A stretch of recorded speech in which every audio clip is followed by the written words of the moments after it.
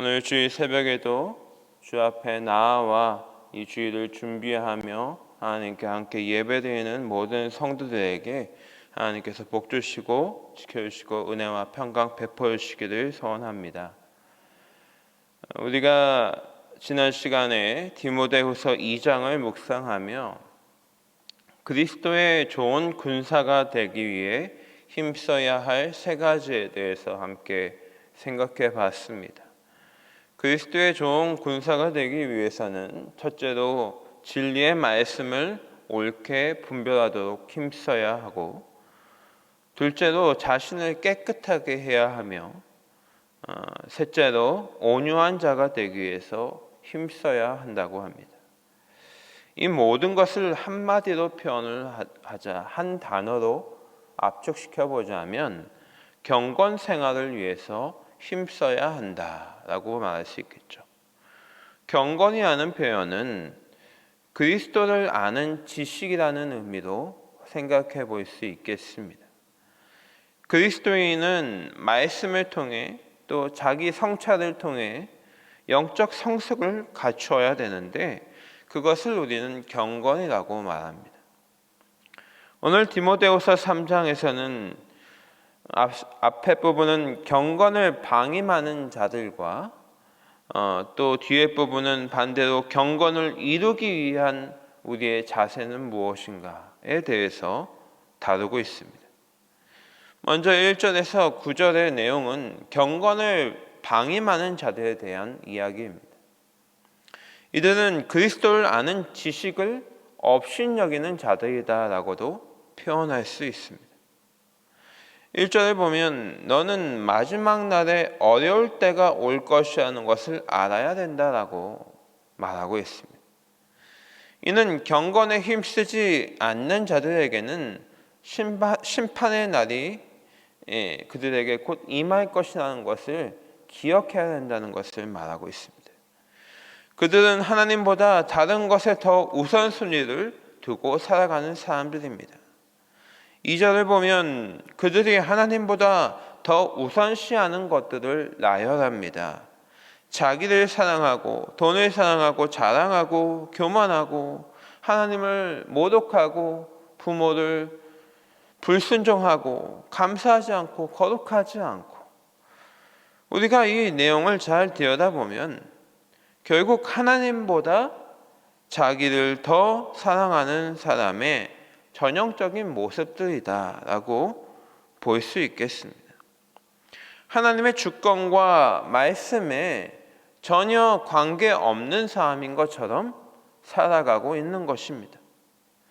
그들은 사실 하나님의 존재에 큰 관심을 갖지 않습니다.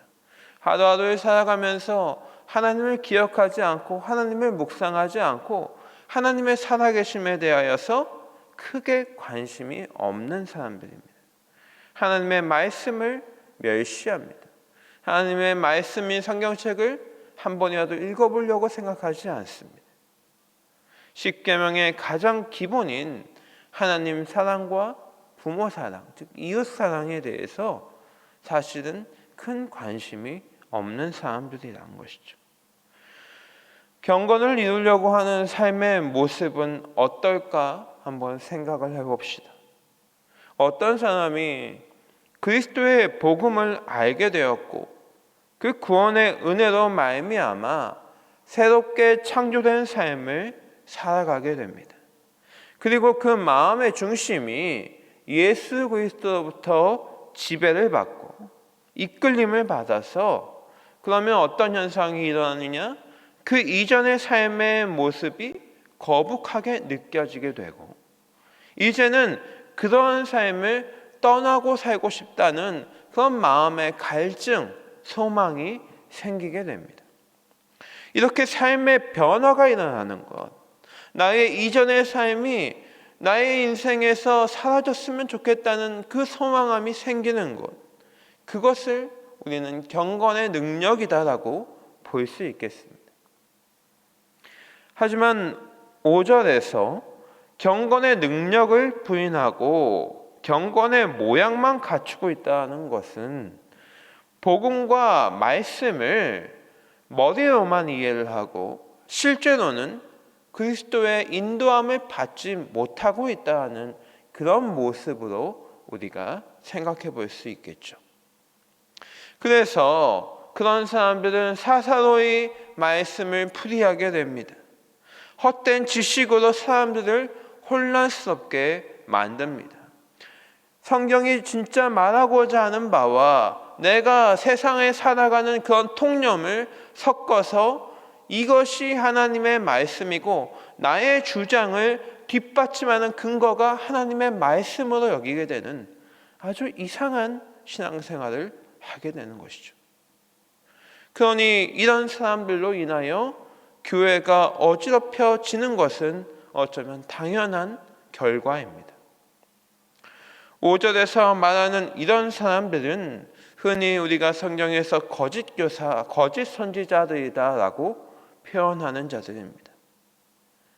이러한 사람들에 대해 바울이 6절에서 비유를 들어 설명하는데, 이들은 남의 집에 몰래 들어가서 죄에 짓눌려 여러 가지 욕심에 이끌리고 있는 어리석은 여자들을 사로잡는다라고 말합니다. 여기서 이 어리석은 여자들이라는 표현이 나오는데, 이것 때문에 우리가 이 말씀을 해석하기가 참 난해해 보일 수 있지만, 이것은 특별히 여성이라는 성에 해당하는 사람들이라든지 어떤 성경에서 자주 등장하는 성적인 죄악들에 관한 그런 이야기를 하고 있는 것이 아닙니다. 바울이 이러한 표현을 사용한 것은 글쎄요, 실제로 그 에베소 교회 안에 거짓 교사들의 그런 가르침에 현혹된 사람들 중에 다수가 여성일 수도 있겠고, 또 혹은 말에 상대적으로 약한 여성의 모습을 상징적으로 말하고 있는 걸 수도 있겠습니다. 그러나 이 본문에서 지금 중요한 것은 이렇게 경건의 모양만 갖춘 거짓 교사들의 교묘한 접근에 쉽게 넘어져서 그 이전에 열심으로 진리의 말씀을 추구하던 것이 결국에 결실을 맺지 못하게 된다라는 것을 말하고 있는 것이죠. 결과적으로 이처럼 경건을 업신여기고 방임하는 사람들은 자기 자신뿐만 아니라 자기 주변에 있는 사람들까지 심판을 당하게 한다는 것입니다. 8절에서 얀네와 얀브레가 모세를 대적한 비유를 들고 있습니다. 이 사람들은 성경에 등장하지 않는 이름들입니다. 그래서 우리가 생소한데 유대 전승의 내용을 이 말씀에 인용하고 있는 것으로 보입니다. 이들은 유대 전승에서 모세가 바로에게 이스라엘 백성들을 해방하라고 말할 때에 그 모세를 대적하던 애굽의 궁중 마술사였다라고 합니다. 바울이 이러한 예를 들은 것은 이러한 거짓 교사들의 행위가 마치 교묘하게 남을 현혹하고 자신을 드러내려고 하는 이러한 거짓 마술사들과 다를 바가 없다라는 것을 지적하려고 하는 것입니다. 그들의 행위는 사람들을 속이고 사람들의 마음을 현혹하고 결국 자기 자신, 자기 영광을 드러내려고 하는 그런 목적을 가지고 그렇게 진리를 거짓으로 꾸미고 있다는 것이죠. 그러나 결국 진리의 말씀 앞에서 그들의 모든 행위는 탄로나게 되고 부끄러움을 당하게 될 것이다라는 것입니다. 그러므로 우리가 1절에서 본 것처럼 우리는 마지막 때를 살고 있으며 종말론적 심판의 때가 가까웠다는 것을 기억해야 합니다. 정신을 바짝 차리고 경건의 능력이 드러나는 삶을 살아내야 된다는 것입니다. 거짓 교사가 되어서도 안 되고 그런 가르침에 휘말려서도 안 됩니다. 이것은 남을 탓할 수가 없다는 것이죠. 마지막 날에 그 책임은 결국은 자신이 지게 될 것이라는 겁니다. 이어서 10절에서 13절의 내용을 보면 바울은 자신이 당한 고난을 다시 한번 언급합니다. 바울은 고난에 대해 경건의 관점에서 설명을 하고 있습니다. 제가 이 말씀을 바울이 디모데에게 들려주는 방식으로 한번 제 말로 해석을 해서 들려드리겠습니다. 디모데야, 내가 두 눈으로 직접 봤지.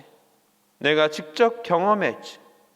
나의 가르침, 나의 행동, 계획과 믿음, 오래 참음과 사랑과 인내를, 내가 안디옥에서, 이고니온에서, 르스드라에서 내가 견뎠던 그 핍박과 고난들을 네가 직접 보지 않았니?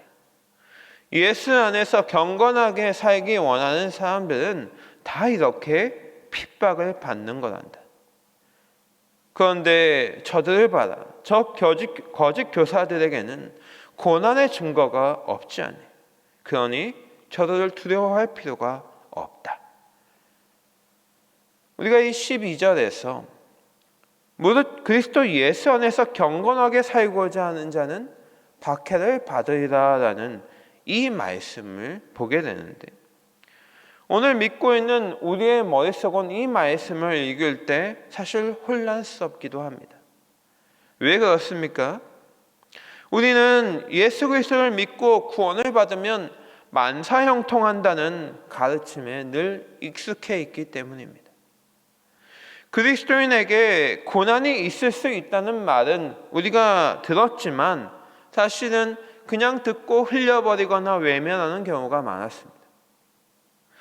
예수 믿으면 모든 것이 다 잘 된다는 말이 한국교회가 늘 말해왔던 복음의 모습입니다. 흔히 우리가 영광의 신학이라고 말하는 것이 바로 이것이죠. 그러니 오늘 12절의 말씀이 아찔한 것이죠. 바울은 고난이 경건의 능력 아래 살아가는 삶의 증거다라고 말하고 있습니다.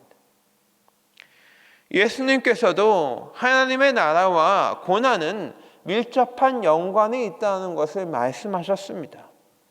의를 위하여 박해를 받는 자는 복이 있나니 천국이 그들의 것입니다 라고 말씀하셨던 것입니다. 그렇다면 그리스도인에게 경건의 능력은 어떻게 증거됩니까? 11절을 보면 주께서 이 모든 것 가운데 나를 건지셨다라는 이 고백입니다.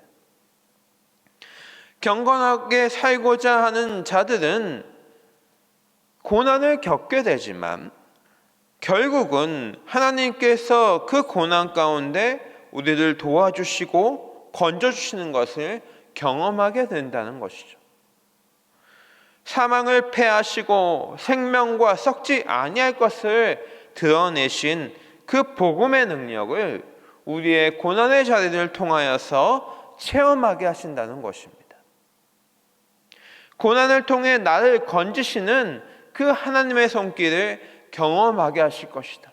죽음 가운데서 나를 살리시고 나에게 생명을 주시고 나에게 부활의 은혜를 주시는 그 하나님의 은혜를 우리의 삶에서 체험하게 하실 것이라는 겁니다. 고통의 울부짖음 가운데 우리를 외면하지 않으시고 침묵하지 않으시는 그 하나님을 만날 수 있는 것이죠. 그러니 하나님께서는 항상 모든 것이 잘 되어서 그 사람이 하나님의 살아계심을 인식하지 못하는 삶을 살아가는 것이 아니라 고난 중에서 하나님의 구원을 경험하며 살아가는 삶을 우리에게 허락해 주신다는 것입니다. 그러므로 바울은 디모데에게 고난 가운데 하나님을 경험하며 살아가는 비결을 말해주고 있습니다. 그것은 다름 아닌 하나님의 말씀을 더 배우고 익히는 일에 힘쓰는 것입니다. 이는 모든 신앙에 적용되는 단 하나의 원리입니다. 디모데의 경우도 하나님께서 성령의 은사를 부어주셔서 그 마음에 불이 일어나는 것 같은 경험을 하게 되고, 그래서 이 목회의 길을 걷게 됩니다. 하지만 그 이전부터 이미 하나님께서는 디모데를 만나 주셨는데, 그것은 바로 외조모 로이스와 어머니 유니게와 또 바울을 통하여서 하나님의 말씀을, 성경을 잘 깊이 배워왔던 것입니다. 그 베이스가 있었기 때문에 성령의 은사가 부어졌을 때 이 목회의 일을 감당할 수 있게 되었던 것이죠. 성경은 하나님의 감동으로 된 것으로 교훈과 책망과 바르게 함과 의로 교육하기에 유익하니 이는 하나님의 사람으로 온전하게 하고 모든 선한 일을 행할 능력을 갖추게 하려 함이라 라고, 이 말씀 우리가 너무나도 익히 알고 있습니다. 경건을 방임하는 길로 빠지지 않고 경건을 이루게 하는 그 핵심은 하나님의 말씀에 있다는 것입니다. 하나님의 말씀은 그 자체로 능력이 있다고 합니다. 첫째로 하나님의 말씀은 온전하게 한다고 하죠. 또 둘째로 모든 선행, 즉 하나님을 기쁘시게 하는 일을 이루기 위해 철저히 우리를 준비시킨다는 것입니다. 사도 바울은 선교여행 중에 교회를 세울 때에 유독 베레아 사람들이 이 성경을 상고하는 것을, 간절한 마음으로 상고하는 것을 보게 됩니다. 이들은 간절한 마음으로 바울의 말씀을 듣고 거기에 멈추지 않고 과연 바울이 말하는 바가 무엇인가, 바울이 말하고 있는 이 사실에 대해서 알기 위하여 날마다 성경을 찾아봤다라고 합니다. 그들이 말씀을 사모하는 것이 이 도시가, 이 베레아라는 도시가 유독 종교심이 강하고 유독 학문적으로 관심이 많기 때문이다라고 우리가 말할 수도 있습니다.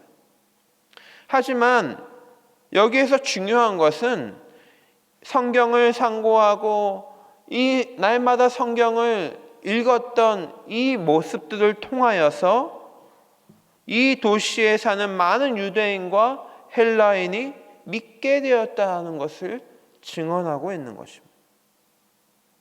그러므로 이것은 성경을 통해 역사하시는 성령의 능력이었다는 것을 우리가 확인할 수 있는 것이죠.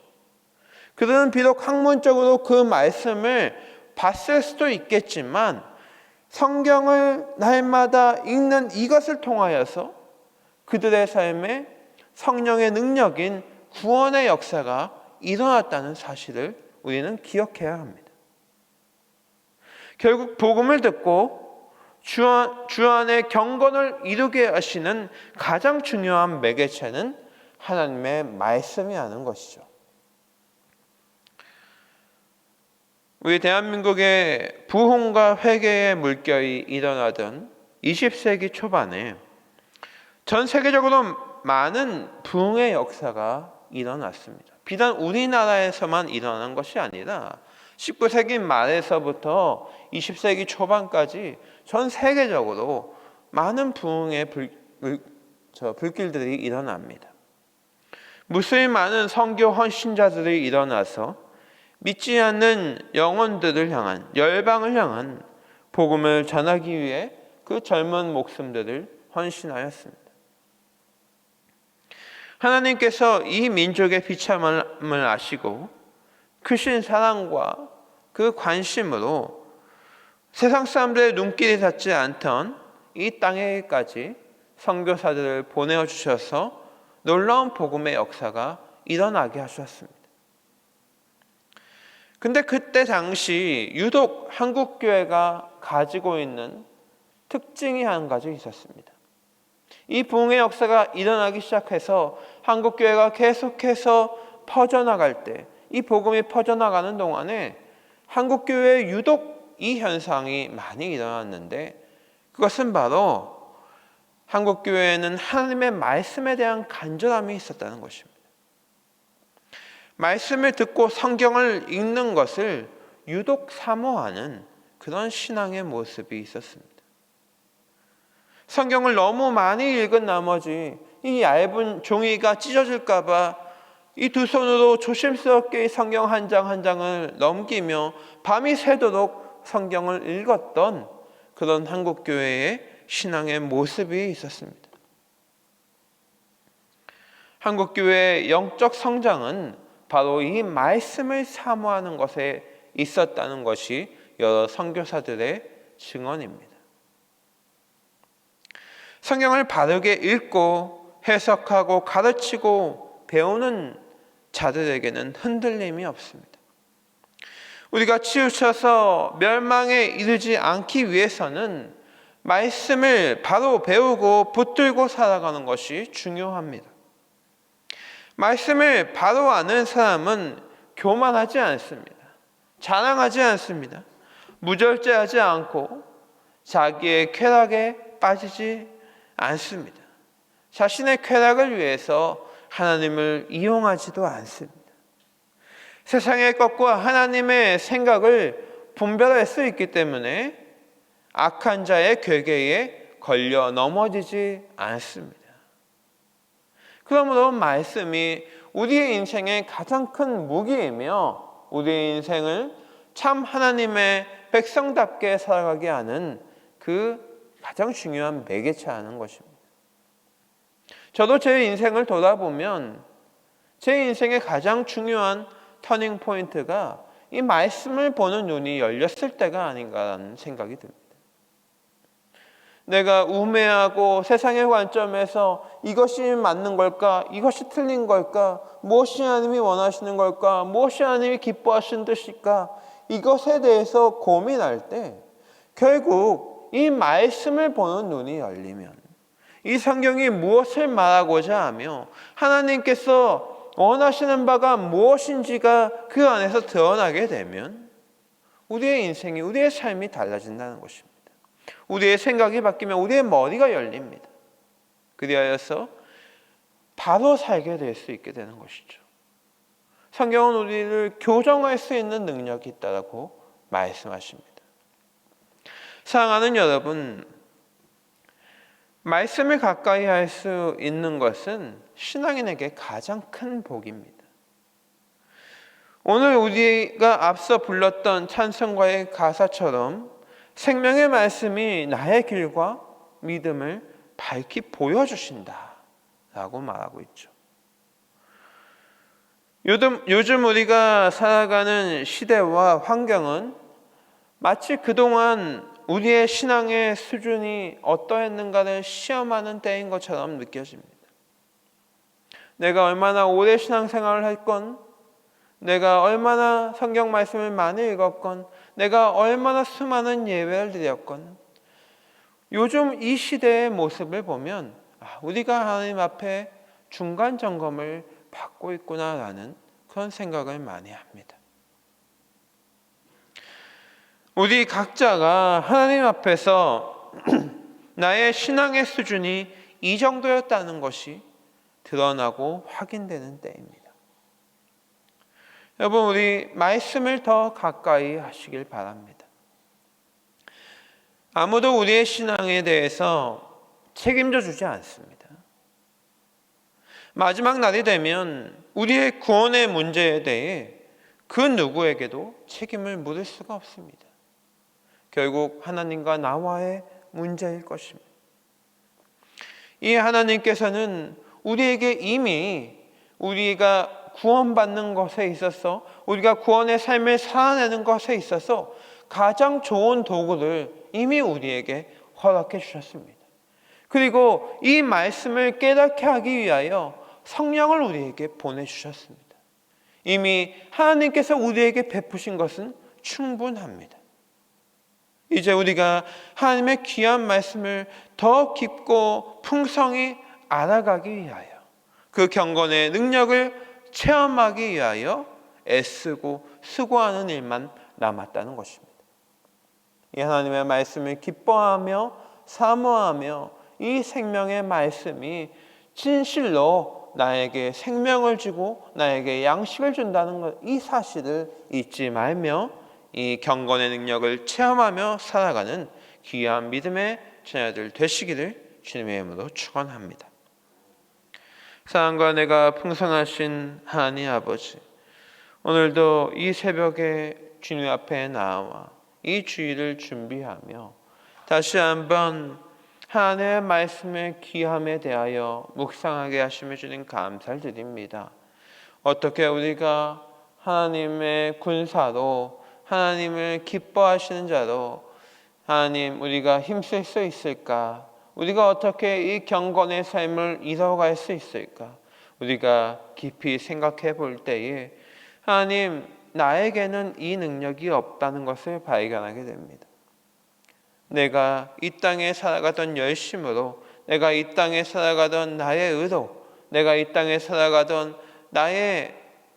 나만의 복음으로는 하나님 아버지 이 땅에서는 전혀 내가 이 경건을 이룰 수 없는데 오직 주님의 말씀을 나에게 주시고 성령으로 그것을 깨닫게 하실 때에 아버지 나의 삶의 모습들이 변화되어지고 하나님 그 주님의 모습을 더욱 닮아가는 삶이 될 수 있음을 주님 고백합니다.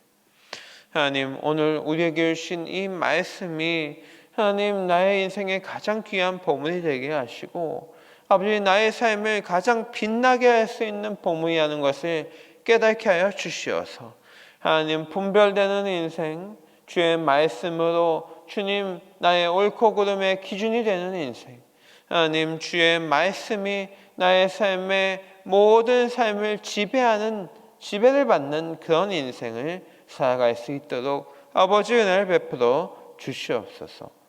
오늘 이 새벽부터 주님 앞에 주님 귀한 예물을 들고 주 앞에 나오는 주의 손길들이 있사오니 아버지 받아주시고 은혜를 베풀어 주시고 아버지 생명의 말씀이 그들의 삶을 오늘도 소생케 하여 주시는 은혜를 허락해 주셔서 하나님 주님께 더 가까이 가며 세상 사람들의 말에 현혹되지 않고 거짓 교사들의 뜬 소문에 현혹되지 아니하는 담대한 마음을 우리 안에 허락하여 주시옵소서.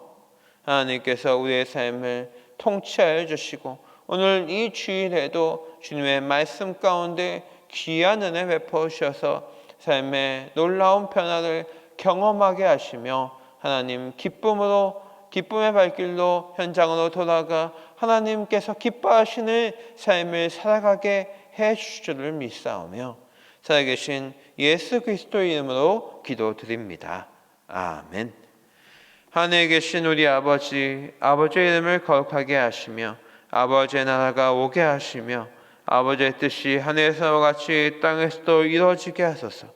오늘 우리에게 일용할 양식을 주시고 우리가 우리에게 잘못한 사람을 용서하여 준 것 같이 우리 죄를 용서하여 주시고 우리를 시험에 빠지지 않게 하시고 악에서 구하소서. 나라와 권능과 영광이 영원히 아버지의 것입니다. 아멘.